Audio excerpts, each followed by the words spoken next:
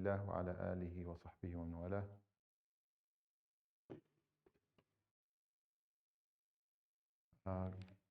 Inshallah, everybody had a nice weekend so far. We're going to start, inshallah, with a little bit of housekeeping and talking a little bit about the assignment for credit students. So inshallah, as part of the course, normally we have this for our courses through the IDA. We have a regular touch point with the students who are credit, and those who are taking it as audit are more than welcome to sign up for the meeting, inshallah. So it's just a bit of follow-up on how the course is going for you, if there's any additional elaboration or explanation that's required, just to make sure that the understanding is good, inshallah. So I will set those up with the help of Sister Nada, as we did with the previous course. We'll have a sign up with time slots, so it'll be about 15 minutes, no more, inshallah. And please make sure within the next couple of weeks, I'd like to get that completed before Ramadan, bi'idhnillah ta'ala. So we'll get that ready within the next couple of days, inshallah. So make sure you sign up if you're a credit student, and if you are audit, you're more than welcome to sign up as well. So that's the first order of housekeeping. The second one is for credit students again. If audit students want to do it too, they're more than welcome. Argue though, if you're going to do it, you might as well do credit. We have our assignment, our first assignment, inshallah. The assignment is we've covered the first 3 surah of JUZ Amma.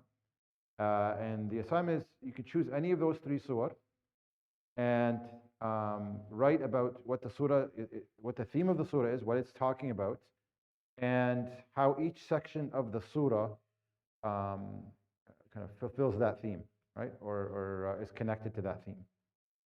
So that'll be, inshallah, the assignment. So you can pick from either Surah An-Naba, Nazi'at, or Abas, and talk about the main theme, what its surah is about. Even talk about the cluster that it's in, the first cluster of JUZ Amma, and how each section within that surah ties to the theme. Okay? So it's not too much. Just make sure that you provide that commentary, inshallah, and then you can submit that online through the Google Classroom. We'll give a couple of weeks for the assignment as well. It shouldn't take you very long, but some people have exams and whatnot. So inshallah, we'll have it due the halaqah before Ramadan, which, if I do the calculations right, should be the 19th, March 19th. Okay. So again, we're going to set up timing for meetings, one-on-one meetings to just discuss progress and understanding, and then we'll inshallah have the assignment as well. If you have any questions about the assignment, I'll post it on the classroom as well, Google Classroom, that is, inshallah. And if you have any questions about that, you can certainly contact me. Let's get started. Okay. So we started talking about, we completed the first cluster of JUZ Amma, and that cluster had to do with talking about the essential components of faith. So we talked about Surah An-Naba. Surah An-Naba is basically the story of life from Allah subhanahu wa ta'ala's perspective, the true perspective. What life's all about, what's happened, what's happening, and what's going to happen. And we mentioned the take-home message in the surah. فَمَنْ شَاءَ اتَّخَذَ إِلَىٰ رَبِّهِ سَبِيلًا. Whoever chooses or wills takes Allah as their final destination.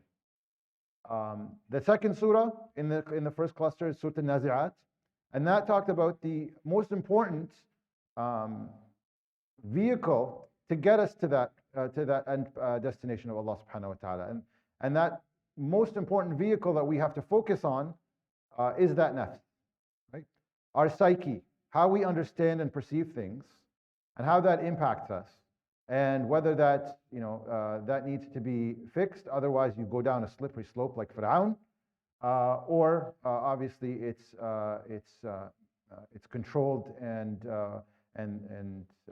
managed, and from your desires, your wants, and in what you pursue. That dictates if you make it to Allah subhanahu wa ta'ala or not. So we talked about that in Surah An-Nazi'at. that important vehicle. And then the surah number 3, which is Surah Abasa, we completed last week, talked about the code of conduct, that standard of code of conduct that Allah subhanahu wa ta'ala put for us with the whole abas understanding of even a frown in the face of a blind person who doesn't see it. Doesn't matter. The standard is you don't do it because Allah subhanahu wa ta'ala sees it. And that is basically, that code of conduct is how we have to carry ourselves to get to that final destination. This is important to establish in the beginning of the JUZ, which summarizes the Quran. Right? We talked about JUZ Amma summarizing the Quran. It's important to talk about these essential elements of faith before we talk about everything else, because that sets basically the foundation and the framework. Right? There's no sense in talking again about laws and rules and what you should do, what you shouldn't do, unless that is fixed, that you know that this is the story of life, this is the goal, this is what I have to work with, and this is the standard I have to meet. Okay? So we completed that first cluster last week. Today we're going to start, inshallah, the second cluster of surah, which start from Surah Al-Takwir and go all the way to Surah Al-Buruj. So that is 5 surah. And this second cluster of surah talks about the concept of choice. Choice. So each surah from the next 5, inshallah, within this cluster, will address the concept of choice from a different angle, so that we have a full comprehensive understanding of what this concept's all about. So this second cluster, which starts with Surah Al-Takwir, talks about the concept of free will and choice from an Islamic perspective. Okay? And then the next 4 surahs each talk about different things, again from a different perspective of choice, what that accountability that comes with the choices we make. And not only with the accountability, but also recording of the choices that we make, that they're documented, and the consequences of those choices or actions. And then we also will talk, inshallah, about the importance of making those educated choices based on alternatives and accepting the outcomes of our choice. And finally, to wrap up the cluster, inshallah, Surah Al-Buruj, we'll talk about the danger of being oblivious or passive. Not making the choice. Not choosing, by the way, is a choice, right? Being oblivious or passive is a choice. So this all falls under the cluster of choice. And we're going to talk about that first surah within that cluster. Surah Al-Takwir talks about the sanctity of choice from an Islamic perspective. Since the beginning of time, the idea of how much choice we have has been argued. Till today, till the day of judgment, it will be talked about. And believe it or not, there's lots of misunderstanding of choice. Say, well, I don't really have a choice. This is all willed by Allah subhanahu wa ta'ala. Misunderstandings of this choice. Even biologists and scientists will tell you, the idea of free choice, freedom of choice. Genetics contributes to what you say or do, environment, nature, so on and so forth. All of these elements that force people to act or behave a certain way, right? And so there's a lot of it is taking away responsibility. But this surah comes to talk about choice, that you do have a choice, that you will be that there will be consequences for those choices, and you'll be taken into account. And so clarifying any misconceptions about what we can choose and what we can't choose. And we can't, look at it and say, keep putting blame on qada and qadar, right? Qada and qadar meaning, the divine will and, what's going to happen. We won't talk about that today, but the idea that all you own is your choices. Anything you own now, whether it's home or car or, money or anything you own, or books, whatever it is. One day you may not own that, because at the end of the day, none of that you own. That's all going to go away. The only thing that you and I own are our choices. We're going to talk about that today, inshallah, in this extremely magnificent surah. It's actually very profound, Surah Al-Takwir. And in the hadith of Tirmidhi, عن ابن عمر رضي الله عنه قال رسول الله صلى الله عليه وسلم من سره أن ينظر إلى يوم القيامة كأنه رؤيا عين فليقرأ إذا الشمس كورت وإذا السماء انفطرت and وإذا السماء انشقت.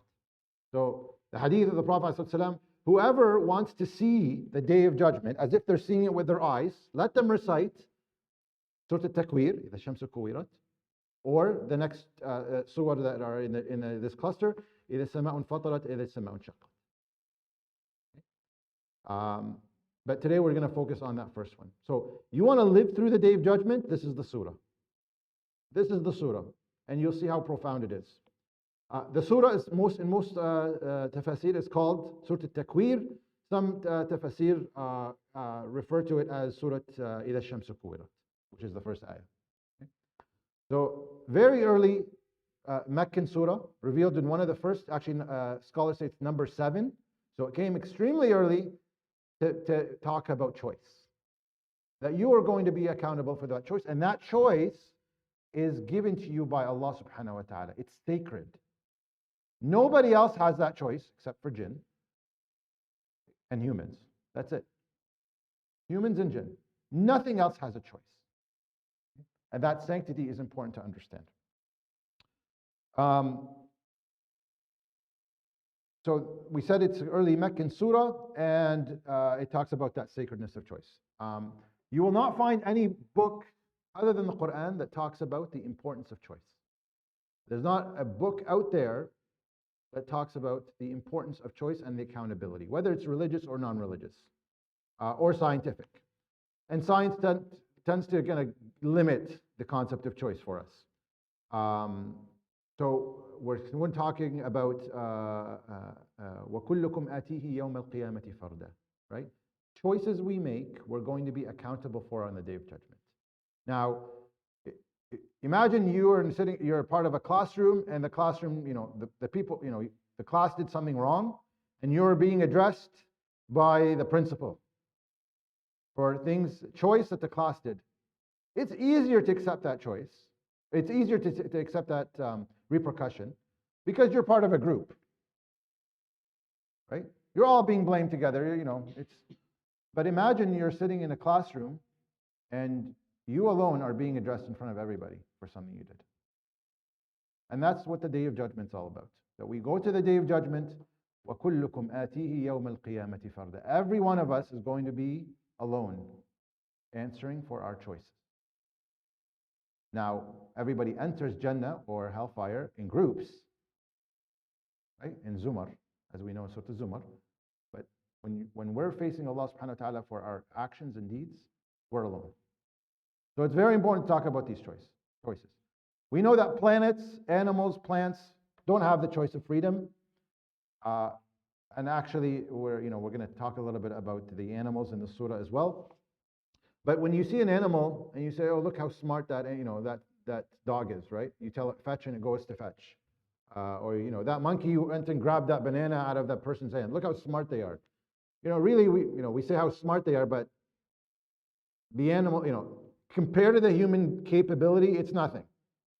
Right? The human capability is so magnificent, and that element of choice coupled with it makes the human a special creation over everyone else. And that applies to the jinn as well. And so on that Day of Judgment, we're going to be taking into account for those capabilities and what we did with them. So we'll start, inshallah, with the surah. Note the surah, just opposite of some of the other surah. So Abasa, the main message was where in the surah? Does anyone remember? The theme. Where's the theme? Yeah. So which ayah? Where in the surah? Yeah, the first word, right? Abasa. Abasa wa tawalla. This surah, on the other hand, the take-home message, the main theme is the last 2 ayat. But it builds up to those 2 ayat through exceptional descriptions that we'll talk about today, inshallah. Okay. With that, let's get started. Bi'idhnillah ta'ala. أعوذ بالله من الشيطان الرجيم. بسم الله الرحمن الرحيم. إذا الشمس كورت. Now, when you're pronouncing, make sure you pronounce the ta, because the ta, because of rules of tajweed, we won't go into details of those rules, but it has characteristics that needs to, you actually have to pronounce it fully, that give it the t sound. Now, careful you don't turn the t into a sa, because kuwirat, that becomes a sin. It's not a sin, it's a ta. وَإِذَا النُّجُومُ انْكَدَرَتْ وَإِذَا الْجِبَالُ سُيِّرَتْ وَإِذَا الْعِشَارُ عُطِّلَتْ وَإِذَا الْوُحُوشُ حُشِرَتْ وَإِذَا الْبِحَارُ سُجِّرَتْ وَإِذَا النُّفُوسُ زُوِّجَتْ. So Allah subhanahu wa ta'ala, if you noticed, every single ayah here starts with إِذَا. إِذَا means, and when this happens. And when this happens. It's not if it happens, it's a matter of when this happens. These are, again, we're living through the day of judgment. What we've already talked about in the previous surah is, in Surah An-Naba, أَلَمْ نَجْعَلِ الْأَرْضَ مِهَادًا وَالْجِبَالَ أَوْتَادًا وَخَلَقْنَاكُمْ أَزْوَاجًا. It talked about how creation is and how Allah subhanahu wa ta'ala made it. What you'll notice in these ayat is that what's going to happen on Day of Judgment is completely different to what we see the world as it is today. Either shamsu kuwirat. Kuwirat means to take something and to wind it up into a, as you wind something and it becomes a really small ball, and then it breaks apart. And so the shams will be rolled up. That magnificent star that we rely on for life, that size of it is much bigger than anything in our galaxy, right? In the Milky Way. That is going to be wound out so small that it's going to lose its magnificence. It's going to lose, its glory. It's no longer going to give that energy that give life to a lot of things. That shams is going to lose its glory. وَإِذَا النُّجُومُ انْكَدَرَتْ. And when inkadara means for something to have a high status and to no longer have it. So as if it's like to fall. Something is falling, or losing its luster, or its shine. Those stars, the beauty of the stars, how they look in the sky, those will lose that magnificence that they had. They will lose that shine. Imagine now, put yourself in that state, right? Look, think about that. You're standing there and you're seeing the sun is rolled up. It's practically nothing anymore. The stars that everybody used to look at and marvel about lost their shine. They've fallen in their high status. وَإِذَا الْجِبَالُ سُيِّرَتْ. And when the mountains are set in motion. Remember, we talked about the mountains, how they're pegged to the ground to hold the earth stable. Now those pegs that were holding the ground firm are moving in motion. وَتَحْسَبُهَا جَامِدَةٌ وَهِيَ تَمُرُّ مَرَّ السَّحَابِ وَتَحْسَبُ الْجِبَالَ جَامِدَةً وَهِيَ تَمُرُّ مَرَّ السَّحَابِ. You'd think that the mountains are firm and steady, but they're actually moving as if they're clouds, the motion of clouds. This is the scene of the Day of Judgment. Right? وَإِذَا, when this happens, then when this happens, then the mountains have lost their purpose. They're now moving. وَإِذَا الْعِشَارُ عُطِّلَتْ. Now, ishar is differences of opinion of what ishar means. Ishar, one meaning is that it's the she-camel that's pregnant that's about to give birth. Another meaning is that it's the rain clouds that are ready to rain. They're holding the rain, they're just about set to rain. Or ishar could be things that people generally value. They have ownership of and they value. So, and the word uttilat, uttilat is like uhmilat, like it's left alone. Like nobody cares about it anymore. So if you think about al-isharu uttilat, right? Whether it's that pregnant she-camel that's about to give birth, no one cares about. Or the rain clouds that the farmer used to wait for so that the rain comes down and gives life to their crops, nobody cares for. The people's belongings, their valuables, their cars, their homes, everything they owned, uhmilat, right? Another word for uttilat. They leave alone. Nobody has any concern or any attention to those things. Everyone's leaving that. Imagine that state that people are in. Right? So you can see how the day of judgment is different than anything that we know of. وَإِذَا الْوُحُوشُ حُشِرَتْ, when the wild beasts are gathered. Now think about this. You have a lion and a zebra. When they see each other, what happens? The zebra runs away and the lion chases after it. Imagine on the day of judgment, all the animals will be gathered together. And they'll stand side by side. They won't be running away from each other or running after each other. Imagine that the enemies, the prey, the predators, all together, standing together, noticing all of the changes that are happening around them in the universe, the sun and the stars and the mountain, and they're afraid to the point where they're all gathered together. All the animals are gathered together. And Ibn Abbas says, even the flies. Everything is gathered together. And nothing is running away from each other. Imagine that state. Again, everything's changing on the day of judgment. Everything is different. By the way, do we have any choice with any of these words? Any of these actions? What's happening? وَإِذَا, when you say, when this happens, it's happening whether we have a choice or we don't. We think we have a choice, we don't, right? It's going to happen. It's going to happen. We have no say in the matter. There's no choice in this. These are all happening on the day of judgment. Allah subhanahu wa ta'ala is saying, when this happens, and this happens, and this happens. وَإِذَا الْوُحُوشُ حُشِرَتْ وَإِذَا الْبِحَارُ سُجِّرَتْ. Now you look at the magnificent seas that we have around the world, the 7 oceans, and sujjirat is different meanings. One is to overflow, another one is to be burnt. Imagine water turning into fire. What do we usually put out fire with? Water. Imagine the water is turning into fire. The complete opposite state. Imagine the blaze, it's set ablaze. Everything is burning. This is the day of judgment. And we have no choice in it. All of these things are happening. وَإِذَا النُّفُوسُ زُوِّجَتْ, when the souls are paired. Now, this, if we talk about zuwijat, when they're putting pairs or putting groups, in Surah Al-Waqi'ah, it talks about that word.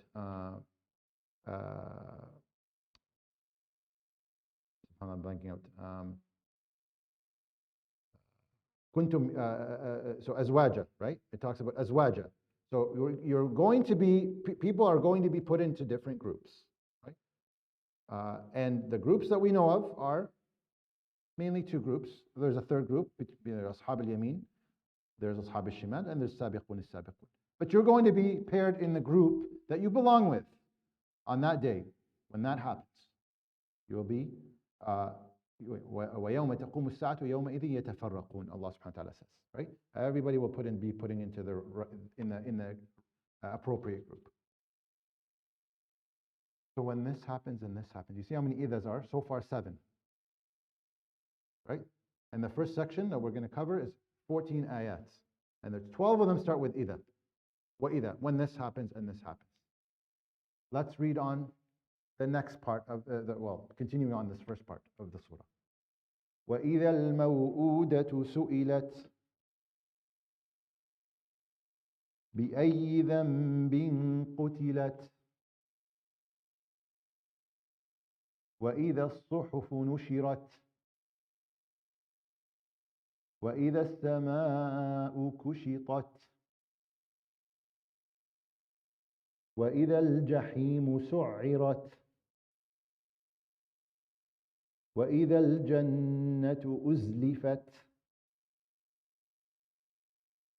عَلِمَتْ نَفْسٌ مَّا أَحْضَرَتْ.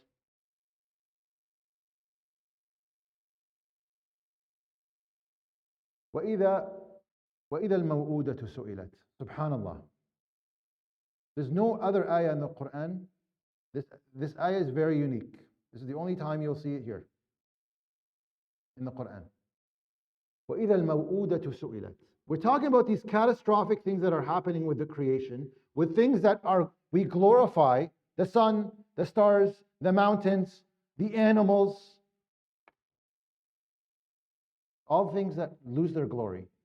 They lose their glory. And we have no choice in that. And then you have this ayah that talks about al-maw'uda. Al-maw'uda is, the translation is, a young girl. You can also apply, it's generally also understood as a child. وَإِذَا الْمَوْءُودَةُ سُئِلَتْ. When the child or the young girl is asked, بِأَيِّ ذَنْبٍ قُتِلَتْ. For what purpose? For what sin were you killed? Now, we talk about, the application that people think about usually is, before Islam, people used to bury their daughters alive. They didn't like daughters. They couldn't work, they couldn't make money, they couldn't help, back culturally, right? And so, وَإِذَا بُشِّرَ أَحَدُهُمْ بِالْأُنْثَى ظَلَّ وَجْهُهُ مُسْوَدًّا وَهُوَ كَظِيمٌ. When somebody's giving glad tidings, you got a girl, ظَلَّ وَجْهُهُ. His face becomes darkened. It's a dark face. وَهُوَ كَظِيمٌ. And he's holding his anger inside. People used to bury their daughters alive. But also, in our times, there are many children that are killed. Whether it's through bombing, persecution, separated away from their families, from their parents, and left alone and they can't care for themselves. Those children will be called on the Day of Judgment. Ya maw'uda, bi'ayyi dhanbin qutilti. For what reason, for what sin were you killed? Interesting. This ayat talking about the maw'uda. Did the maw'uda have a choice in being killed? No choice. Was there a sin that caused them to die? No. No choice. We're talking about things that happen that have no choice. We have no choice in the matter. And al-maw'uda had no choice in her dying or him dying. وَإِذَا الْمَوْءُودَةُ سُئِلَتْ بِأَيِّ ذَنْبٍ قُتِلَتْ. And Allah subhanahu wa ta'ala knows. So why is the question being asked in front of everyone? It's for those people that had a choice in the matter of killing those children, or that maw'uda, or the people that sat passively and watched it happen. And we should think about ourselves with that, especially when we hear news of a lot of children that are persecuted or killed. What are we doing about it? وَإِذَا الْمَوْءُودَةُ سُئِلَتْ بِأَيِّ ذَنْبٍ قُتِلَتْ. What sin did you die for? I didn't do anything, Ya Rab. The maw'uda had no choice. Just like all of the other things that we have no choice over, the maw'uda didn't have a choice here. وَإِذَا الصُّحُفُ نُشِرَتْ. When the pages are spread and everybody gets their book, everybody will, everyone's deeds are recorded. And every person will be given their pages in their right hand or their left hand. And according to Qatada, in what he said, O son of Adam, it is, your deeds are recorded, then they're rolled up, and then they're handed to you, distributed to you on the Day of Judgment. وَإِذَا الصُّحُفُ نُشِرَتْ. So every person dictates what's written in their book. Everybody dictates in what's in their book. وَإِذَا الصُّحُفُ نُشِرَتْ. It's made to be distributed. وَإِذَا السَّمَاءُ كُشِطَتْ. And when the sky is, kushitat means scrape. When we scrape things off, whether it's burnt toast or metal or wood or whatever, there's a layer there that we don't want, that we remove, right? It's unwanted. Imagine the sky, the magnificent sky is being scraped off, and all of the cosmos are being destroyed. This is the state. وَإِذَا. And again, when this happens on the Day of Judgment. وَإِذَا الْجَحِيمُ سُعِرَتْ. And when the hellfire is set ablaze, it's increased in severity to the point that you actually hear its sound, and that sound on its own, without even seeing the hellfire, is scary. is terrifying. The Prophet ﷺ commented on the severity of the hellfire. ﷺ said, your fire, meaning the fire we have with in dunya, is one of 70 portions of the hellfire. So the hottest fire you can get in dunya, multiply that by 70 to get to hellfire. Now also 70 is 7, we talked about the number 7 or 70, is to indicate its significant amount. Right? May Allah protect us from the hellfire. Imagine the hellfire is set ablaze. وَإِذَا الْجَنَّةُ أُزْلِفَتْ. And when the Jannah is brought near, all of these things. وَإِذَا. For what? What's the last ayah of this section? عَلِمَتْ نَفْسٌ مَا أَحْضَرَتْ. The soul, the nafs, will know what is brought with it. عَلِمَتْ نَفْسٌ مَا أَحْضَرَتْ. Every nafs will know what it brought forward. عَلِمَتْ, to know, right? Now, sometimes you write an exam, you come out and you say, how well did you do on the exam? You say, I think I did okay. You think, you know you did maybe well because you studied for it. But do you really know? You won't really know until the result comes out. That's when we really know the result. Alimat. That day, the nafs, although it may have a feeling that it knows what it did on the day of before the day of judgment, on the day it will know. Alimat. It will know. ما أحضرت. Not ما عملت. Not ما قالت. Not ما فعلت. It's not what it did or what it said. ما أحضرت. What it brought forward. Which includes everything. Everything we did. All of the choices we made. علمت نفس ما أحضرت. The nafs will know what it brought. يوم تجد كل نفس ما عملت من خير محضرة وما عملت من سوء. تود لو أن بينها وبينه أمدا بعيدا. The day of judgment, every soul will find out what it did from good deeds that will be presented and the evil that it's done. And it will wish the distance between it and its evil deeds are a great distance. Every soul will know. Every nafs will know what it brought forward. What's the resemblance of these first 14 ayat? The first, the answer is that you and I have no control or choices in these matters.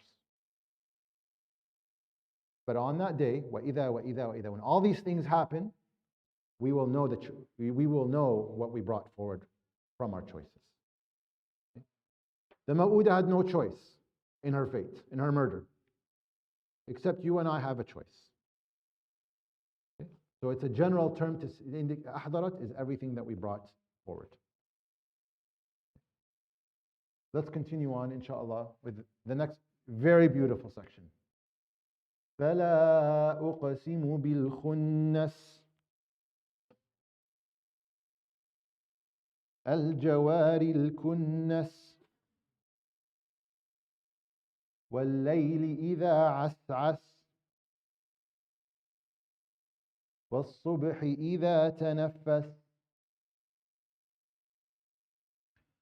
So Allah subhanahu wa ta'ala here is taking an oath. Fala doesn't mean negating or no. Fala is to emphasize. Uqsimu, Allah is taking an oath by al-khunnas, the galaxies, the planets, the cosmos. Fala uqsimu bil-khunnas. Remember when we said, when Allah takes an oath, two things to remember. Something important is going to come after the oath, right? And the oath itself has significance and a meaning. فَلَا أُقْسِمُ بِالْخُنَّسِ الْجَوَارِ الْكُنَّسِ. Al-Jawar al-Kunnas are basically the cosmos of the planets that are moving, that are in constant motion. Okay? So different structures that exist in the cosmos and they keep running and in a cycle. So you see they appear and they go away. They appear and they go away. Allah says, فَلَا أُقْسِمُ بِالْخُنَّسِ الْجَوَارِ الْكُنَّسِ. By the way, the Arabs were mesmerized by the language here.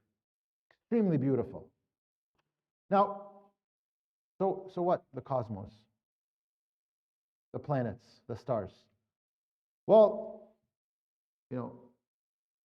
If you remember, if you look, horoscopes, right? What are horoscopes? What do people do with horoscopes?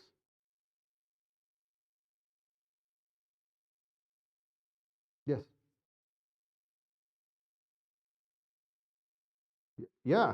So people look at horoscopes to see, am I going to go through a hardship? Am I going to be rich? Am I an intelligent person? Right? Based on the time that you were born, which is really the origin of horoscopes, is based on the alignment and the movement of stars and galaxies. When the stars align, right? That's where horoscopes came from, and the Arabs used to do that before Islam. And the Prophet ﷺ forbade us to believe in horoscopes, because at the end of the day, horoscopes are putting the blame, putting choices outside of our control. We were born at this time when these stars align this way, therefore we're going to be this, or we're going to behave like this. It's Allah's taking an oath by things that people attribute their fate towards. It's interesting. In a surah it talks about choices and how people defer and they say, no, this is going to happen to me, and this is why I do this way, and this is how I was born, because of these horoscopes. And the Arabs used to believe that. So your fate, your future, your fortune is based on believing in this concept.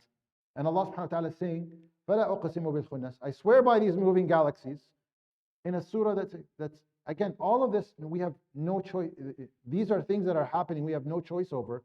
But it's things that, interestingly, that people are blaming their choices on. They're putting excuses towards. Right? Again, the concept of choice that people till this day argue and discuss. And Allah subhanahu wa ta'ala is telling us here in this surah that you have a choice. And we'll get to that inshallah at the end of the surah when we talk about the main 2 points inshallah. But it's all building towards that. وَاللَّيْلِ إِذَا عَسْعَسْ, and when the night recedes or that slowly starts to cover or uncover. وَالصُّبْحِ إِذَا تَنَفَّسْ, and when the morning time, it breathes, تَنَفَّس. Look at the eloquence of the words, the beauty of the words. And الليل عسعس. Asas is a term also used to describe somebody who's walking slowly. And tanaffas is to breathe. These are actions that humans do. And the resemblance of Allah subhanahu wa ta'ala picking these amazing creation that are doing exactly what we are doing. And how He's describing them. Again, we have no choice in these matters. This is how Allah subhanahu wa ta'ala created them. And Allah subhanahu wa ta'ala is taking an oath by these things. So what's the oath leading to? إِنَّهُ لَقَوْلُ رَسُولٍ كَرِيمٍ ذِي قُوَّةٍ عِنْدَ ذِي الْعَرْشِ مَكِينٍ مُطَاعٍ ثَمَّ أَمِينٍ. So Allah subhanahu wa ta'ala talks then about إِنَّهُ لَقَوْلُ رَسُولٍ كَرِيمٍ. Indeed, it's the speech of a noble messenger. Rasulin Kareem. Who's the Rasul here that Allah subhanahu wa ta'ala is referring to? No, not Sayyidina Muhammad. It's because it's describing him after. Yes, Jibreel. Jazakallah khair. Jibreel. إِنَّهُ لَقَوْلُ رَسُولٍ كَرِيمٍ. It's the speech of a noble messenger. Now look at the description of Jibreel. By the way, Jibreel is the leader of all angels, right? The most special of all angels. The status of Jibreel, no other angel has this status, right? He, with his 2 wings, flipped the Qawm of Lut upside down, right? He has 600 wings, covers the horizon. He came to every prophet with their message and their book. He's the one that took Sayyidina Muhammad through Isra and Mi'raj, or Mi'raj rather, ascend to the heavens. And he's the one that told the keepers of Jannah to open the doors. And he makes it almost all the way, the Sidrat al-Muntaha. Jibreel alayhi salam, his status, Allah subhanahu wa ta'ala is describing for us. إِنَّهُ لَقَوْلُ رَسُولٍ كَرِيمٍ. Indeed, it's the words, the speech of a noble messenger. ذِي قُوَّةٍ عِنْدَ ذِي الْعَرْشِ مَكِينٍ. ذِي قُوَّة, he's endowed with power. He's powerful and very strong. We talked, the things that he did that he was commanded to do, as a punishment of Allah subhanahu wa ta'ala descends on people. And muta', he is obeyed by all the other angels. And he's respected, has high status amongst them. ذي قوة عند ذي العرش مكين. The one who, the Lord of the Arsh, gave him that status. Allah subhanahu wa ta'ala gave him that status. مطاع ثم أمين. He's obeyed and he's honest. Again, the characteristics of who else? Sayyidina Muhammad sallallahu alaihi wasallam, right? But this is glorifying the characteristics of Jibreel alayhi salam. By the way, so far, the events that happened in the surah, does anyone have any choice in them? No. Does Jibreel have a choice? Jibreel also doesn't have a choice. Sayyidina Jibreel has no choice. He does what he's commanded perfectly. He does not have a free will. The angels don't have a free will. Until this point, everything in the surah, we have no choice over. Again, this is the concept of choice. Allah subhanahu wa ta'ala is clarifying for us, and the importance of this and the sanctity of choice. We're coming to it, inshallah, where it all comes together. So let's continue, inshallah. وَمَا صَاحِبُكُمْ بِمَجْنُونٍ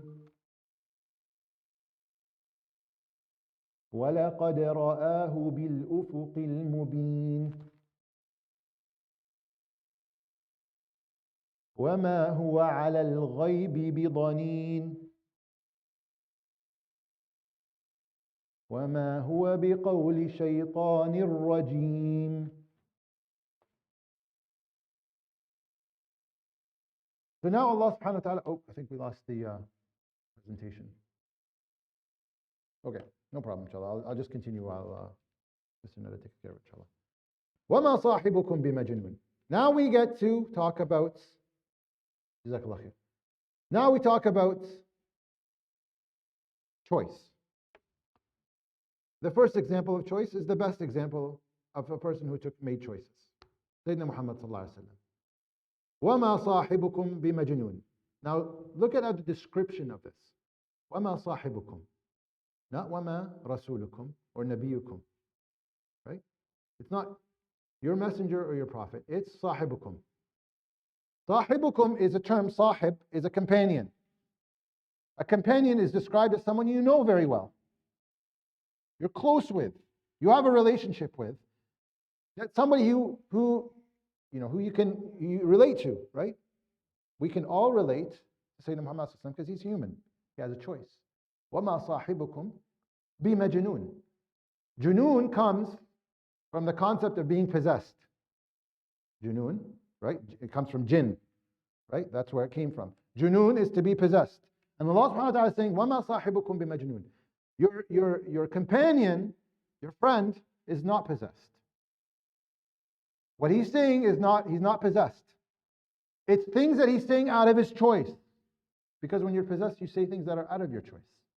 You don't have no control over. But Allah subhanahu wa ta'ala is saying, وَمَا صَاحِبُكُمْ بِمَجْنُونٍ. He's not possessed. What he's saying is his choice. وَلَقَدْ رَآهُ بِالْأُفُقِ الْمُبِينِ. And he did in fact see him, talking about Sayyidina Muhammad alayhi salam, seeing Jibreel alayhi salam in the horizon with his 600 wings. Imagine the Prophet when he saw Jibreel alayhi salam and he got terrified and he ran back home from Ghar Hira, right? We know the story. And he said, cover me, cover me. He saw something magnificent and he was not possessed. And it's out of his choice that he came forward to talk about this. If you start seeing things, you actually believe you're seeing things. You may confide in a person if you have confidence or trust in them. But generally, you wouldn't announce it to everybody. The Prophet ﷺ, we take that for granted. He took the choice to carry the message. He was not forced to deliver the message, alayhi salatu wasalam. That was his choice. Right? That was his choice, alayhi salatu wasalam. He could have easily turned away from it, from that responsibility, but he took that choice. وَمَا هُوَ عَلَى الْغَيْبِ بِضَنِينٍ.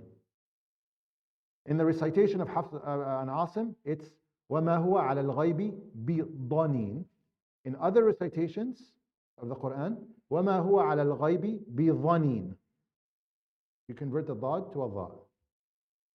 So what's the difference? It actually, subhanAllah, it means, the take-home message is the same. وَمَا هُوَ عَلَى الْغَيْبِ بِضَنِينٍ. Baneen means to withhold, to keep back. And Allah subhanahu wa ta'ala is saying, وَمَا هُوَ عَلَى الْغَيْبِ. Ghaibi is the unknown. That he, the Prophet ﷺ, does not withhold the unknown. The Quran, until he, ﷺ, reveals it to us, is unknown. Then it becomes shahid, right? Something that we witness. But before that, it's unknown to us. We don't know ﷺ what he's receiving. And Allah subhanahu wa ta'ala is saying, وَمَا هُوَ عَلَى الْغَيْبِ بِضَنِينٍ. He is not holding any of unknown back. It's his choice. He's communicating it all. He's not holding any of it back. How many times do we hold information back? Right? The Prophet ﷺ did not hold anything back from the unknown. The other meaning, dhaneen. Dhaneen is comes from doubt or making assumptions. And it's the other readings of the ayah describe that the Prophet ﷺ did not add any of his assumptions, did not any of his opinions, his thoughts. Again, he had a choice in that, alayhi salam. He could have easily said, I think it's this, so he didn't, alayhi salam. He communicated all of the unknown exactly the way it came to him, sallallahu alayhi wasallam. So whether he did not hold back, and he did not add his assumptions in, or his thoughts, or anything that came from his own thinking, alayhi salatu wasalam. All out of what? Out of choice. He made that choice. وَمَا هُوَ بِقَوْلِ شَيْطَانٍ الرَّجِيمٍ. And this is not the speech or the words of the accursed devil, of the shaitan. These are the words of Muhammad ﷺ that came from Allah subhanahu wa ta'ala. These are the words of Allah subhanahu wa ta'ala that came through Sayyidina Muhammad ﷺ. وَمَا هُوَ بِقَوْلِ شَيْطَانٍ الرَّجِيمٍ. So let's get to the end, the punchline of the surah. فَأَيْنَ تَذْهَبُونَ إِنْ هُوَ إِلَّا ذِكْرٌ لِلْعَالَمِينَ لِمَنْ شَاءَ مِنْكُمْ أَنْ يَسْتَقِيمَ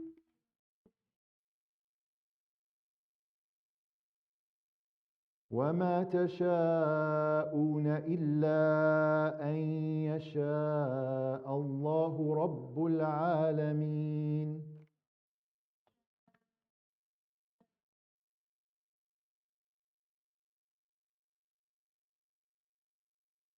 فَأَيْنَ تَذْهَبُونَ. So where are you going to go? فَأَيْنَ تَذْهَبُونَ. Where are you going to go? Where are you going to escape to? What location are you going to go away to escape this responsibility of choice? فَأَيْنَ تَذْهَبُونَ. Where are you going? This is extremely important, this ayah, because it highlights something very significant that we need to understand. That we have choice. That we have a choice. Allah gave us and distinguished us from other creation with the concept of choice. But at the end of the day, that choice has a time window. فَأَيْنَ تَذْهَبُونَ. Where are you going? We all have a choice to worship Allah subhanahu wa ta'ala, to take this decision or that decision, good or bad, just or unjust, to pray, to get near to Allah, to have khushu', to make dua. We have a choice in these things. But that choice ends on the Day of Judgment. So the window of our choice is very limited. This sanctity of choice that Allah gave us is going to expire. And on the Day of Judgment, everybody will have khushu'. Everybody will make dua. Right? لا تدعون اليوم ثبورا واحدا وادعوا ثبورا كثيرا. A lot of people are going to be making dua on the Day of Judgment. Too late. Everybody will have khushu', hearts trembling before Allah. Everybody wants to humble themselves before Allah. And they will, but not out of their choice. Everybody is going to be forced to do it. But you have a choice to do it now, or you're going to be forced to do it anyways at the end. فَأَيْنَ تَذْهَبُونَ? You either go to Allah now, because eventually at the Day of Judgment you're going back to Allah. Where are you going? Where are you going? Sayyidina Adam alayhi salam, when he was in Jannah, and he ate from the tree that he wasn't supposed to eat, he started to look in places in Jannah to run away. SubhanAllah. And Allah subhanahu wa ta'ala talks to him and he says, أَفِرَارٌ minni? Are you running away from me? And Adam alayhi salam said, بَلْ حَيَاءٌ مِنْكَ. Right? I feel ashamed from you. I feel, I'm ashamed for what I did. We know, لا ملجأ من الله إلا إليه. There is no escape from Allah subhanahu wa ta'ala except towards Him. فأين تذهب? Where are you going? We have a choice to make. This choice is limited. We're going back to Allah. Allah subhanahu wa ta'ala is saying, you're not going anywhere. You're coming back to me. So why don't we make this choice now to going back to Allah? Because we have that capability to make that choice now versus being forced to do it later. So do it now for ajr. Later you'll be ignored if you do it later. Right? فَأَيْنَ تَذْهَبُونَ إِنْ هُوَ إِلَّا ذِكْرٌ لِلْعَالَمِينَ.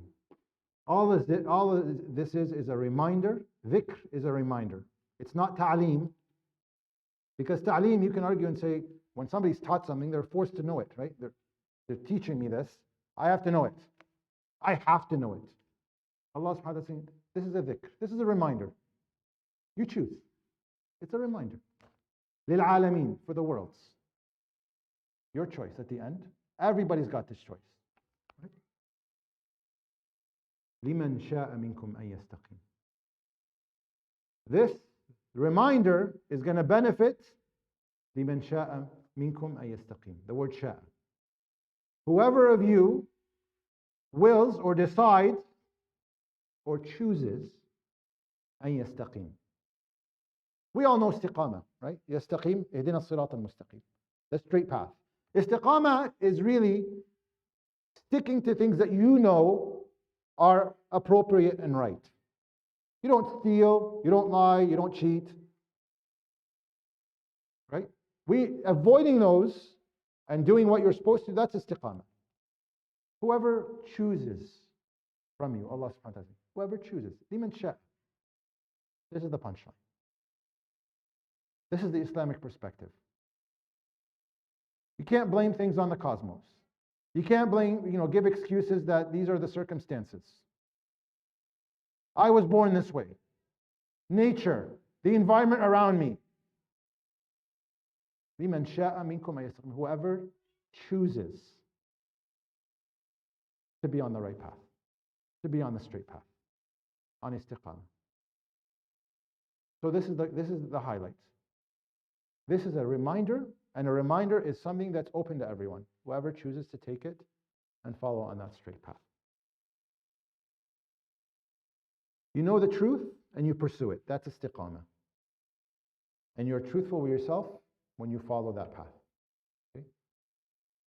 وَمَا تَشَاءُونَ إِلَّا أَن يَشَاءَ اللَّهُ رَبُّ الْعَالَمِينَ. And this is the last ayah of the surah. And it's so misunderstood by a lot of people. وَمَا تَشَاءُونَ, and you will not will unless Allah wills. إِلَّا أَن يَشَاءَ اللَّهُ رَبُّ الْعَالَمِينَ. The Lord of the worlds. Again, reminding you of the entire creation. People misunderstand this ayah.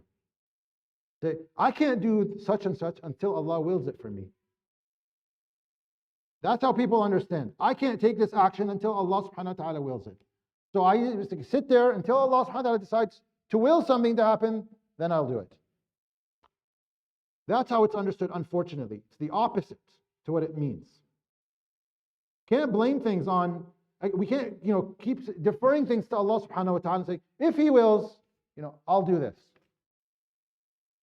لِمَنْ شَاءَ مِنْكُمْ يَسْتَقِيمٌ. This is the meaning. You have that choice. And the last ayah is saying, وَمَا تَشَاءُونَ إِلَّا أَن يَشَاءَ اللَّهُ. So that element of choice that you have is given to you by Allah subhanahu wa ta'ala. It's not independent.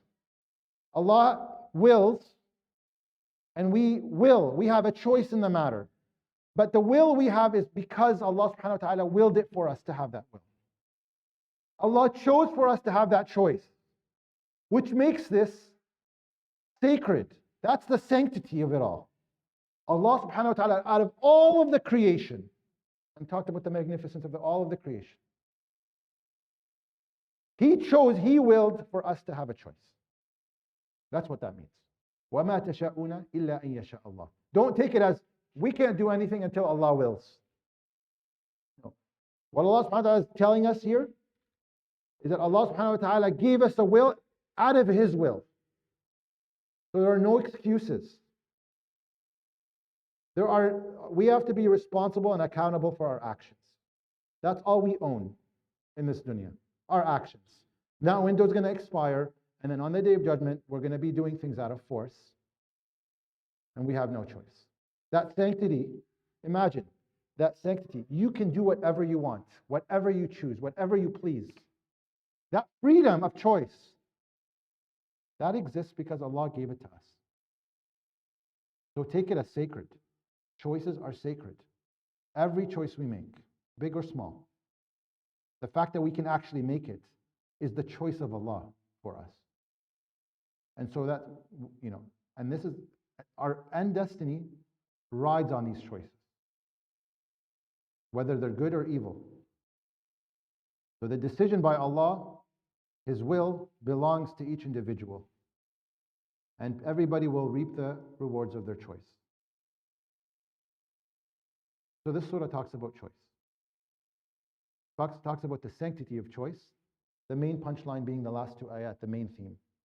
This choice that was given to you by Allah subhanahu wa ta'ala is sacred. And you're going to be responsible for it, you're going to be accountable for it.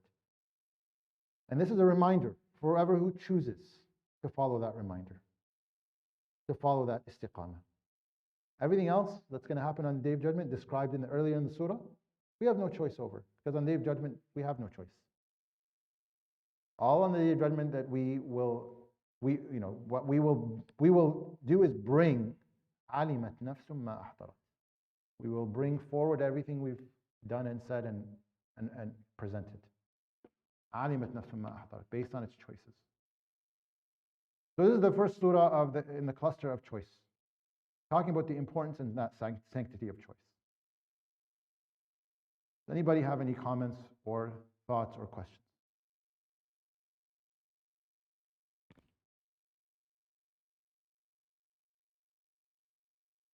So the main take-home message, let's stop blaming things on situations, or waliyadu billah on Allah subhanahu wa ta'ala.